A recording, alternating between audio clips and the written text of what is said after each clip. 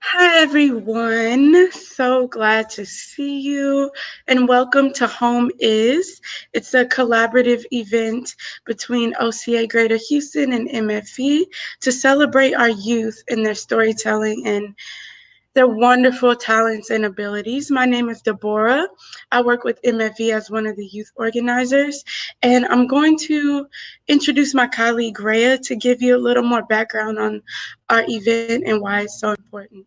Great to see you all here today. It's going to be awesome. Hi. Hi, everyone.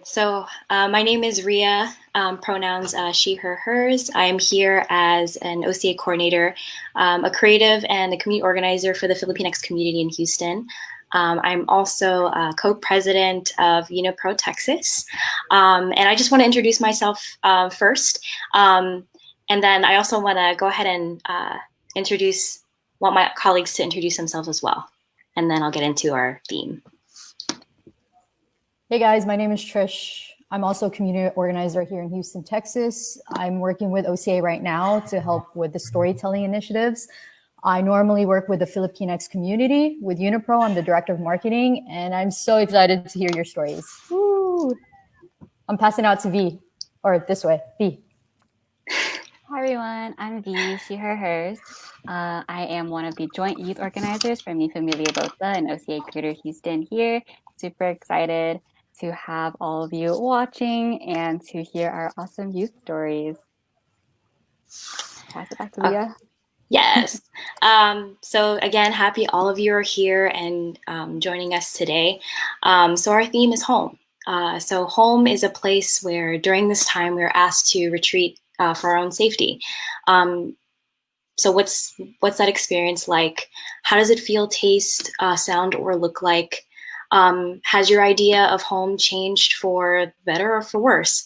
What have you realized now in a place that you call home? We asked our youth to reflect deeply on how this situation affects them, their families, and or the community, and then share these thoughts with us through a spoken piece. So today we have 6 storytellers to share their version of home.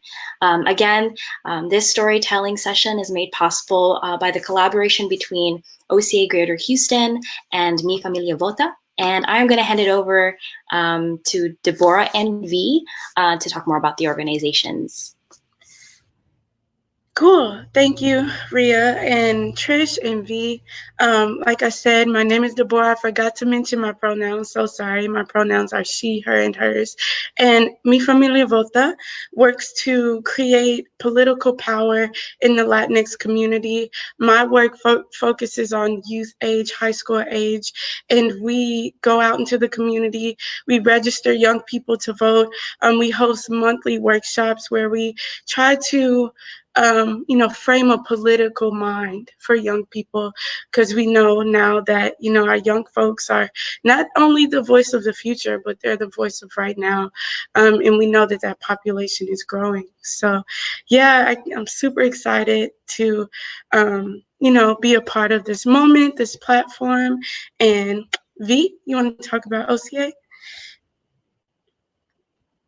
Hi everyone. So OCA Greater Houston is a social justice advocacy organization that works to build power within the AAPI community here in Houston. My work is also specifically with youth around high school age, so we're looking at the 14 to below 20 demographic. We focus a lot on civic engagement, so going out to registering folks to vote, going out to actually vote, completing the census, which we'll talk a little bit about later, and just empowering youth with education, information to take charge of their futures. Yeah, super excited to be here and to represent OCA. Awesome. Thank you, V. I'm so excited. So we are going to go into our first performance, and V, you can actually slide back over here. V is going to open us back up with her piece, and let's give her a virtual clap. Hi, everyone. So as before, my name is V, she, her, hers. To give a brief intro, I recently graduated from college and at Middlebury, Vermont, and moved back home to Houston. So I have been reflecting a lot on the what home means to me after having lived so far away from my family's home and now coming back and also working from home for this past, I think, 6 weeks now. Deborah has also been working from home for 6 weeks. So a lot of feelings and a lot of thoughts. Also being Vietnamese American, how do I navigate the dynamic of, my parents were born in Vietnam and came here, and I was born here. How do I traverse those experiences? So first, so this is a picture of my dog. Her name's Hazel in my backyard. She makes an appearance in my poem, just thought I wanted to share that with y'all. I'm also gonna play a short clip of what my home sounds like to me in the evening around dinner time. And then I'm gonna start on my poem and reflection.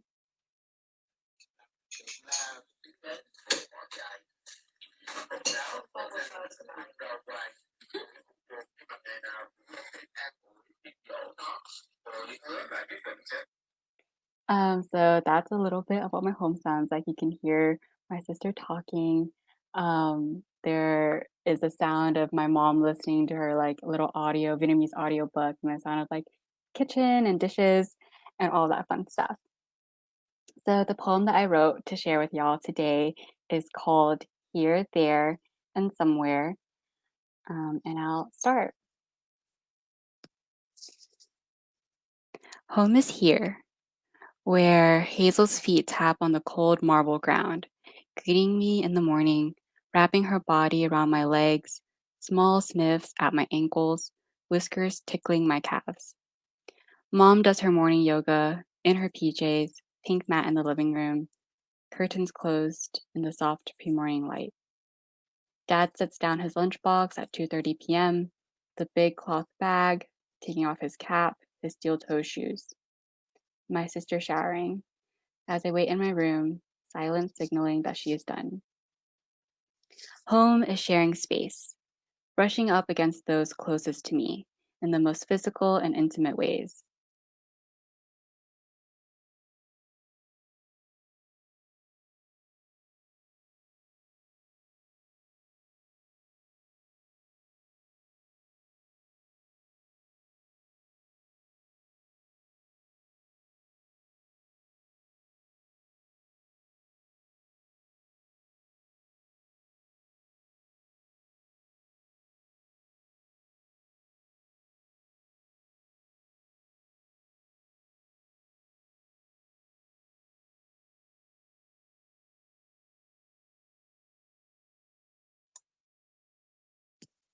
Sorry about that.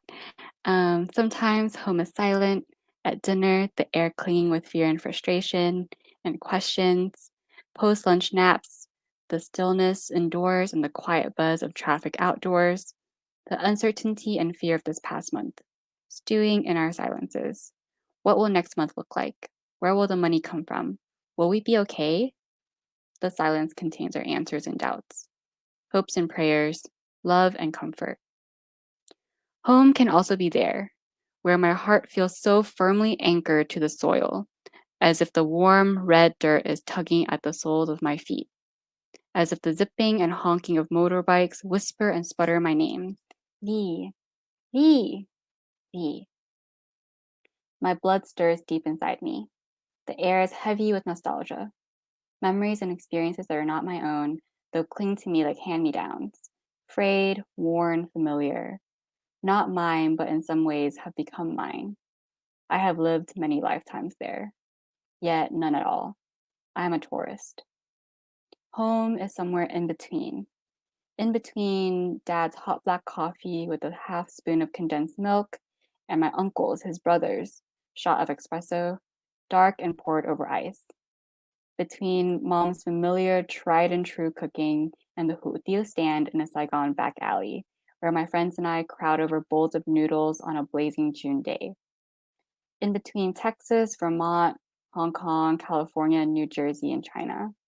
Between translating school documents into Vietnamese and then stumbling over my own words when giving directions to the Dalat taxi driver. Between the hot Texas summer and the cool, dry airplane cabin and the humid, soaking, consuming Saigon air. Home is intangible, intangible phone calls, shared Facebook memories, viral memes sent over Instagram DMs, comforting self-care graphics, quick Zoom check-ins, birthday wishes, virtual lunches. Home exists here and there, somewhere in between, and somewhere intangible, in the gaps of my language, in the gulf between English and Vietnamese, the body that exists between Houston and Bumatuat, and in the pauses between feeling and word. Thank you. Thank you so much, V. Let's give her a virtual clap. I think virtual clap is going to be a thing now. If you have clap emojis, I want to see your clap emojis. Fill the comments up. Make sure you are liking. Make sure you are sharing. We want to, give our youth a loud voice today and really celebrate their talent. So thanks so much, V. My favorite part of your whole piece was when you said that home was in the gaps between language. Like, that was so dope. I'm not bilingual, but I think that that's a beautiful illustration of what that experience is like. So I appreciate your work so much. All right, next up is Anne. Let's clap emoji, virtual claps for Anne, another dope poet. Anne, you ready? Yeah, I'm ready. Cool. Okay, so my name is Anne. I go by she, her, hers, and I'm a senior this year, so I'll be going to college in the fall. And when I started writing this poem, I was kind of thinking about all of like the things that I think of as home near me, familiar to me, and how that would all change when I leave for college. So it's kind of like a melancholy sort of poem. And I titled it Where I'd Like to Stay. Sunlight streams through big glass windows as the wind blows coolly outside. 10 years ago, a fish tank would be casting rainbows on the honey gold floor. But sometime over the years, without me even noticing, the ceilings have stooped lower and the knobs somehow shrunken on the doors. But my feelings have not changed. The comfort remains the same from coming to the same place day by day, to hear familiar sounds of cooking and dishwashing, to go through silly sibling squabbles, and to sleep soundly with a roof overhead. Another place I'd like to stay is in an old ward somewhat off the tracks from downtown.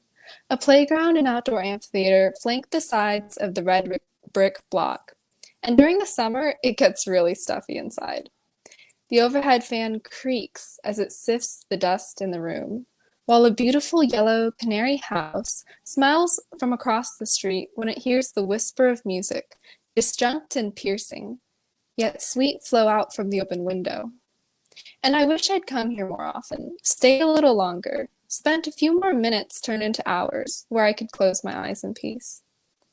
Another place I'd like to stay I think I have not yet found, but I know a place I'd like to be, where someone very dear to me, like everyone else, is kept away.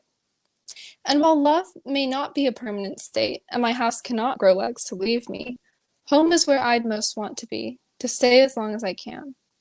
So don't think me too harsh when someday I move away, when someday I find a new place to stay, because the memories will always be with me, of noisy family gatherings and making music for others to hear, of time spent with another, and then looking for a new place to be.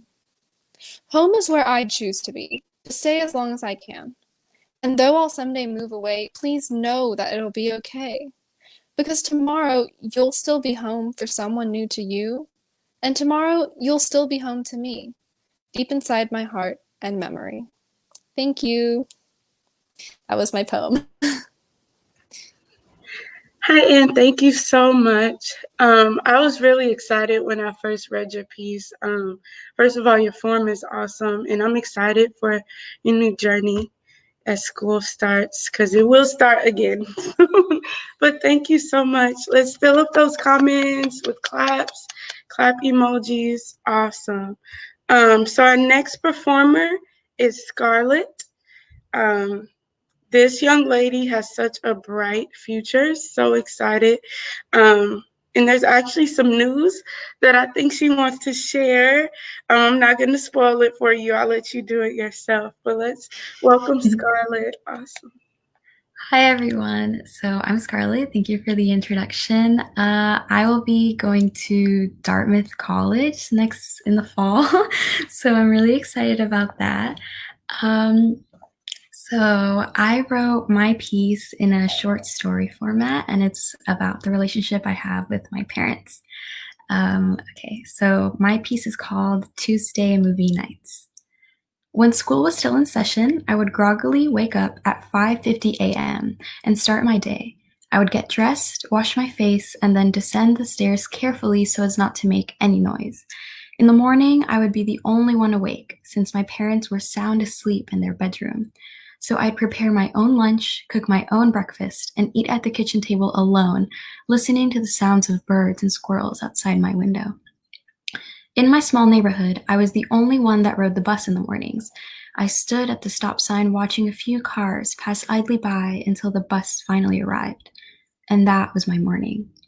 Back then, my mornings were silent, isolated, and dark. All of that has changed now.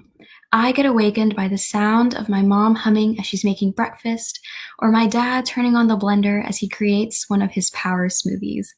No more eerily quiet mornings in my kitchen, nor long waits at dawn to catch the bus.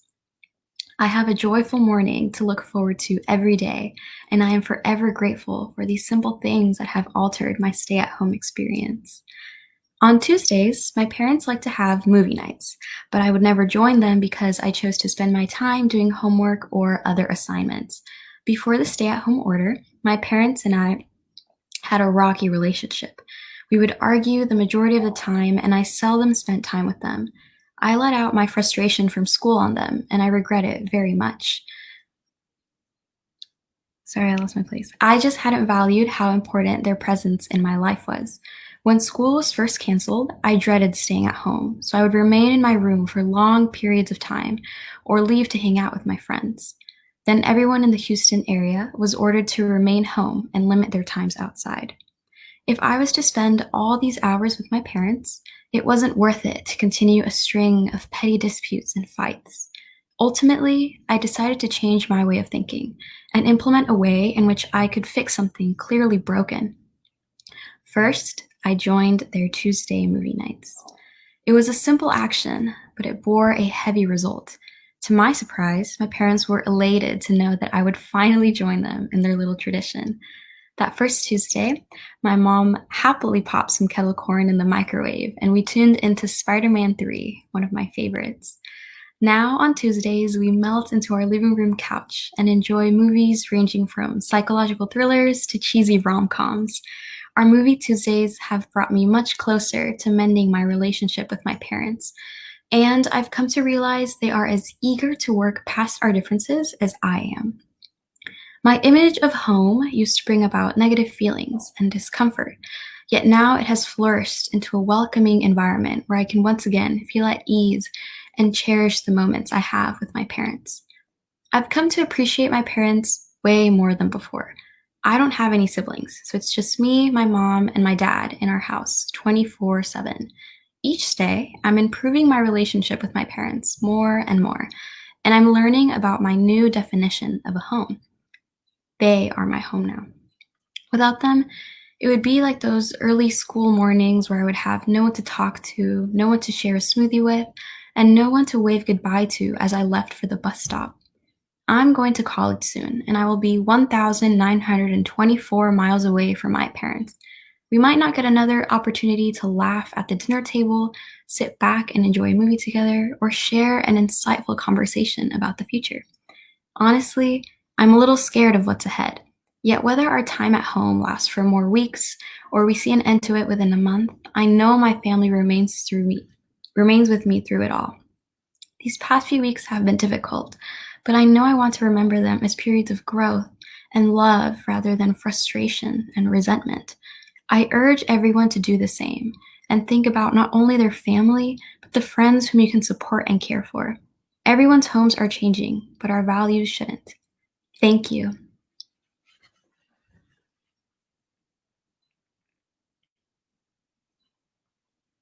That was so good, Scarlett. Congratulations again. Loved hearing your poem through all the dry runs and our workshops, and I'm so glad that you decided to share it with all of us today. I want to also go ahead and bring back our performer, Anne. Thank you so much for sharing with us. So this will wrap the first part of our youth storytelling event. We're going to go ahead and transition into a quick break. We have a few announcements for y'all about some important and cool opportunities coming up. And we're going to start again in about 10 minutes. Yeah. So to start off your break, I wanted to share with you all information about the 2020 census. Yay, thank you. So if you have been following OCA or Mi Familia Vota for a while, like you know, we've been talking about the 2020 census for forever. But if you haven't, let me start and provide you some information. So the 2020 census, the US government every 10 years conducts a survey of everyone who's living here in the US. This is just to find out like where our communities are, what kind of resources we need. It's a way to direct like billions of dollars of federal tax money that we've already paid out. So even when I was a college student, I was paying federal tax dollars. Now as I'm working, I'm sure anyone here has been paying federal tax dollars and all of that fun stuff. We need to make sure that that money is redirected properly to our communities. So go ahead and fill out the 2020 census. The picture has a link, I believe, that you can go and that you can click on. Oh, down at the bottom, the ticker, my2020census.gov. Yeah, and it also determines the representation we have in Congress as well. Texas has one of the fastest growing populations, and we stand to gain at least 1 or 2 seats in the House of Representatives. So in order to get those seats to be better represented, make sure to fill out the census. Your information is also federally protected and is secure and private. Don't worry about any identifying information being released to any other agencies or anything like that. If you have any questions about the census, feel free to drop it in the comments and our staff will go in and reply to them as they come in. Cool. And I'm gonna turn it over to our next person to share any other announcements. Oh, we also have our upcoming youth workshop. It's the last youth workshop of this year. It's gonna be on May 9th. Saturday, it's going to be from 10:30 to 1:30. The theme is in honor of AAPI Heritage Month. The workshop is called AAPI Then and Now, Discrimination, Immigration, and Resilience. So we're going to talk about immigration policies over the years, some of the difficulties and trials that AAPI we have faced, and then how we have like stood up to all of these challenges. It'll be a really great workshop, great way to end the year. Hope to see everyone there. We have a link to RSVP in the flyer. And if you have any questions, just drop them in the comments.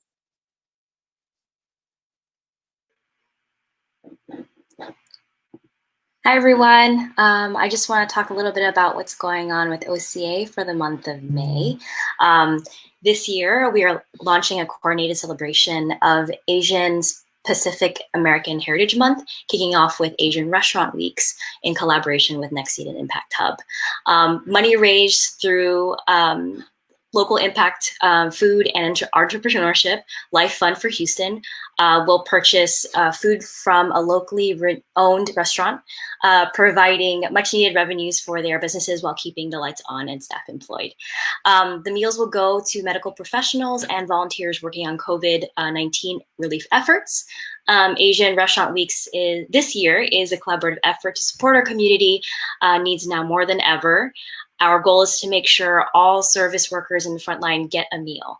Another virtual event to look out for during Asian Restaurant Weeks, again in May, is our live cooking / baking sessions featuring AAPI chefs and bakers. The week of May 9th, we are featuring Carla Wayan, a pastry chef at the Ritz-Carlton in Dallas. During this featured program, we want to invite you to cook / bake with the human behind the scenes and connect with those who are involved in feeding our communities.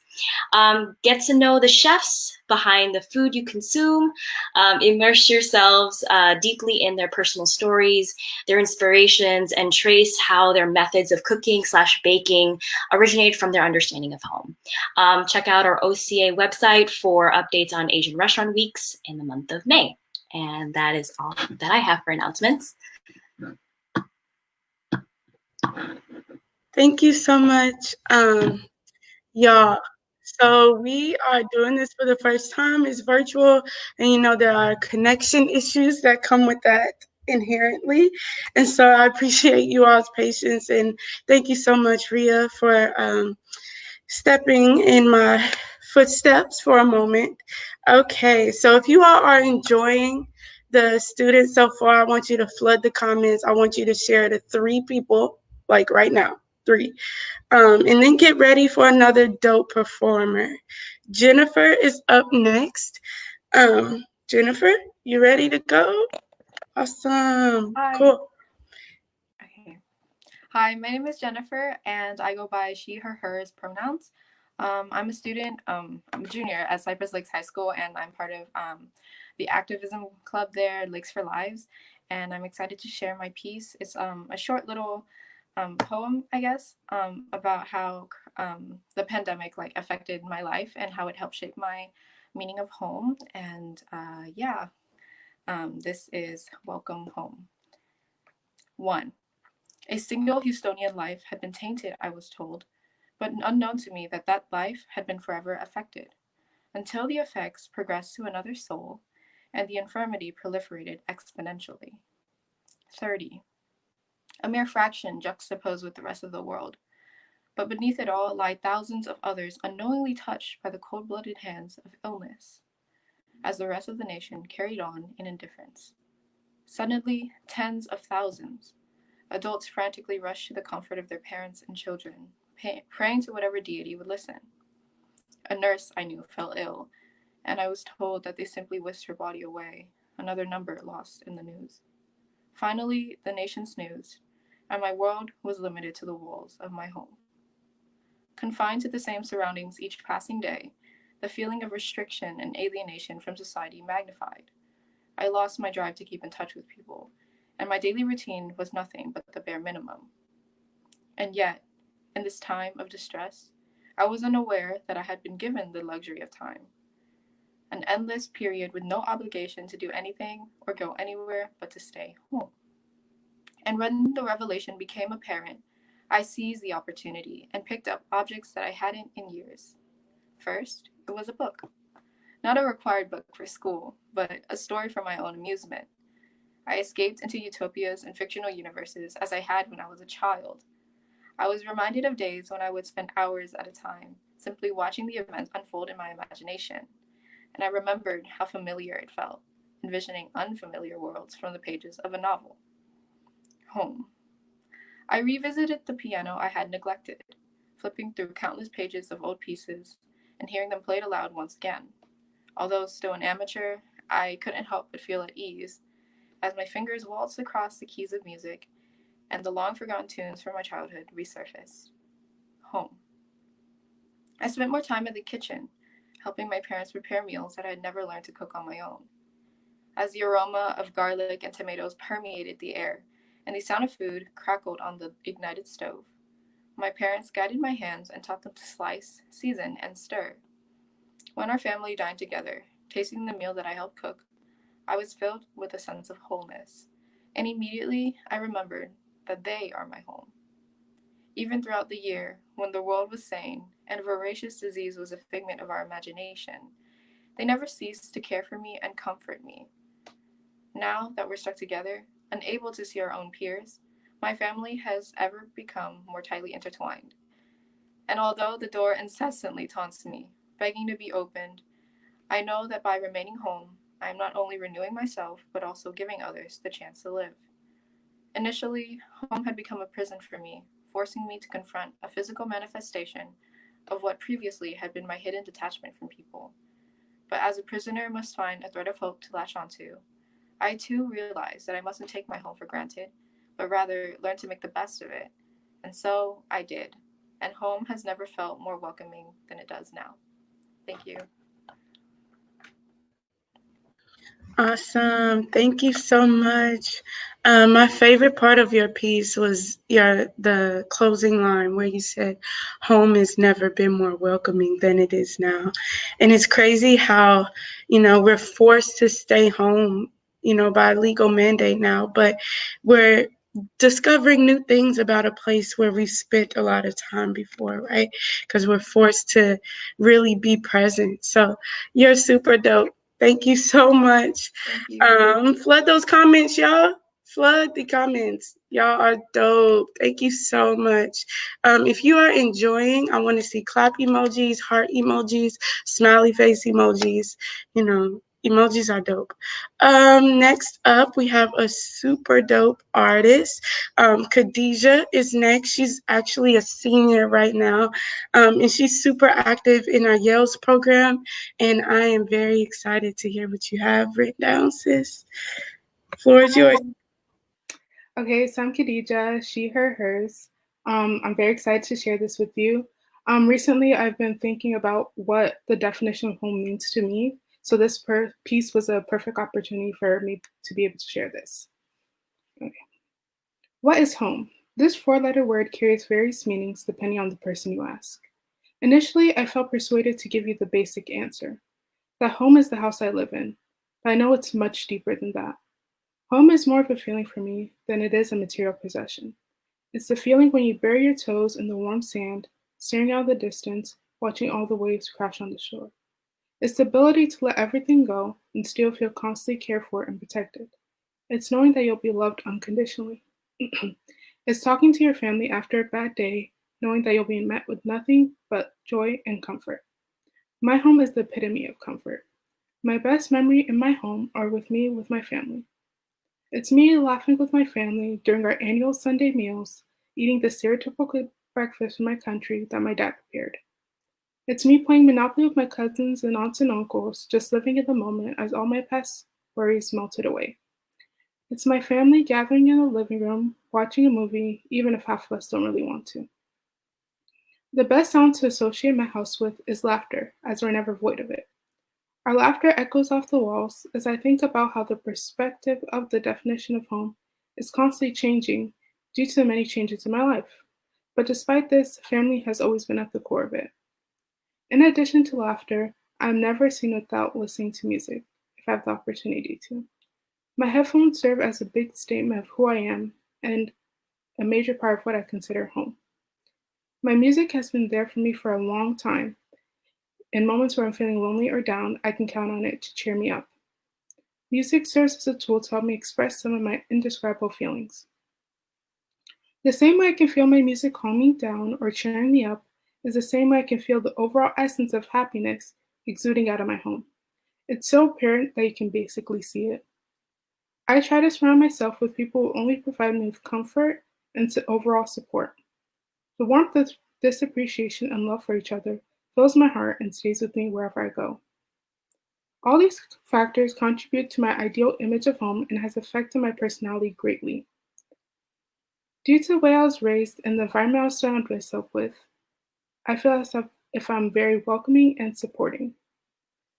My family and friends have overlooked my many flaws and have accepted me as the person I am, giving me no excuse not to do the same with others. Although I cannot give you the exact answer of what home is, I consider mine to be music bouncing off my head, an overwhelming feeling of happiness, the smell of a home-cooked meal, the taste of pure joy, and the sight of my family.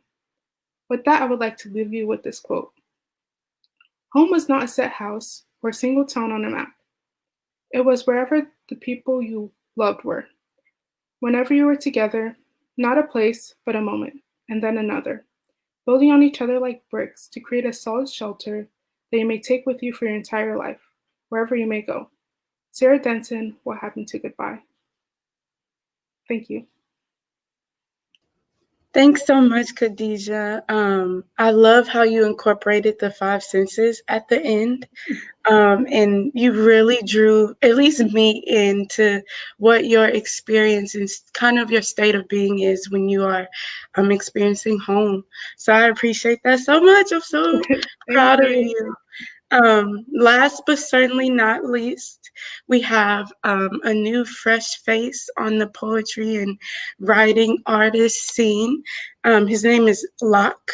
He has written a memoir of his childhood, and he talks a lot about the experience of language and how that affects his interaction with home. And I'm gonna let you do your thing, Locke, and virtual claps. Super excited. Hi, my name's Lachlan, and my little memoir is called Home. Um, some people never experience what having a home is like, even though there are people like me that do live in a house, but it does not feel like home.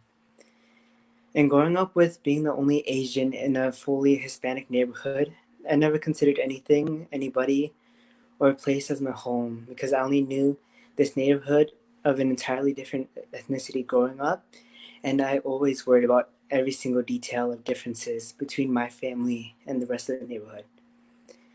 As one learns what a home is, one quality that I consider home, and that I've learned that nobody is the same and is their own person, I have always imagined what qualities a home has, and I try to be the person that people can come to when they're in need of comfort and try to provide their version of a home. To me, home is where your heart finds comfort in, and it isn't something that someone else can choose what is defined as home for you. Comfort that home would give you can be found in multiple things from the people you live with or the people you meet, food that you often eat, a place that you often go to, or an object that you normally have around you.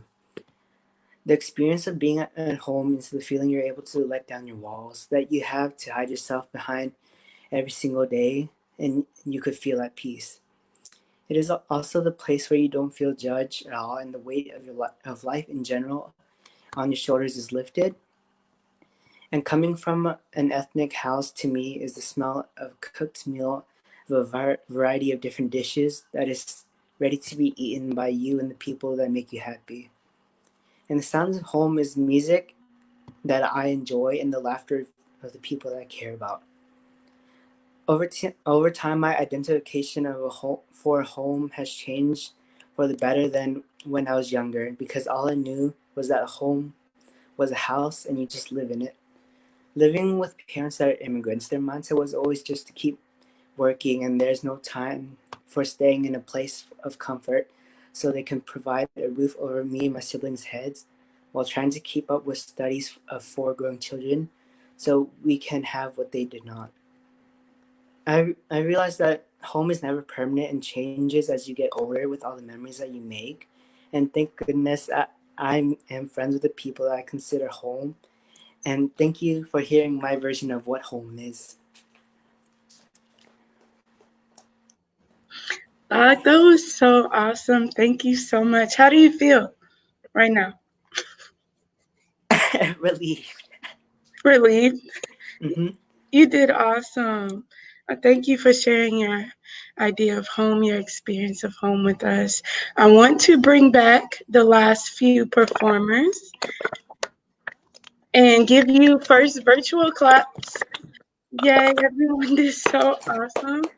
How do you all feel right now? You did it. Good. Feel good? What did you think Mm-hmm. of your peers' experience of home? Uh-huh. I found it very interesting about how we all took different perspectives of home in our Mm-hmm. pieces, but it all kind of meshed together. Yeah, I also found Mm-hmm. I found the pieces very comforting too because I can also relate it to some people even though they were so different. You're on And it was mute, really nice Jennifer. to hear everybody's story. Nice. Oh. Cool. Locke, you wanted to say something? Oh, I also thought the same thing. Whereas, like, all of us have differences in what home is, but also there are some similarities as well. Nice. What were some of those similarities, you think? Like the smell of food being ready that's cooked to be eaten with the people you care about, and like the differences are like what like they found enjoyment in doing with what like with the people that they care about. Yeah, awesome. Thank you so much. So, each of you have submitted what you define home to be, and so have your peers. And the staff wanted to honor you all by reading what you submitted as your definitions for home. So, I'm going to ask my colleagues to come back. Um, Virtual claps again for all of our performers. So excited. So pleased with all of you. You did so well. So much growth even from the workshop till now, and that was just a few days ago. Um, and so, Ria, would you like to start us off on honoring Sure. our students? Yeah. Absolutely, absolutely. So the collaborative poem is Home Is, right? Home is the feeling of unconditional love. Home is the sound of a pot of noodle soup bubbling on the stove as my mom stirs gently, the garage door wide open on a hot summer day, and my dad sitting outside with the radio on and his coffee in hand. Home is the familiarity of people who care about you. Home is where I feel comfortable being myself. Home is when I am able to sit down with everyone and a meal and they are fed. Home is where you are surrounded by your loved ones.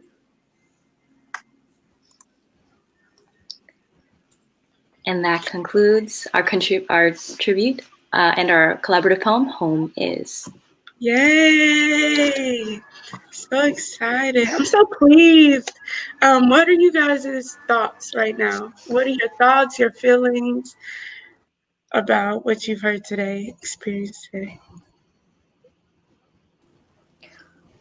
I feel super grateful and excited to just hear y'all's stories. I know some of y'all this is your first performance, so to be able to be part of that is really nice. And I know that like this isn't your last, so just, yeah. No, I echo that. Like everyone did an amazing job. They really put their time and their effort, and I see practice put into it as well. Amazing, amazing job. Your stories are important during this time, so I'm so happy I shared it. For me, being the one who was like mainly in direct contact with all of the youth who performed today, it was really nice to see them go from, oh, like, I don't know, like, I'm kind of nervous, to like delivering amazing performances and sharing such awesome pieces that I felt like were super relatable to my own experience now being home with COVID with my own family. A lot of words that I didn't have that I think they put to paper, they put out there so well. I'm also surprised at how intimate the experience felt, even though we're all, in different houses in different places right now. I felt really close to y'all and close to the youth and close to our awesome audience members who are like flooding the comments with so many awesome, with so much support. Yeah. Thank y'all. Y'all, there's one more person that I want to give the floor. Maria, who works for OCA. She's been backstage, director, stage handler, everything. She's been dealing with our connection. There she is. Thank you so much, Maria. She's a boss. It was amazing. It was amazing. I'm excited. You'll have no idea. Awesome. So if you all don't have anything else you want to close out with, I want to thank you all too for your commitment, for your work, for your flexibility. It was super dope to work with you, and I'm honored to be a part. So, miss. Yay. Thank you guys. Thank you.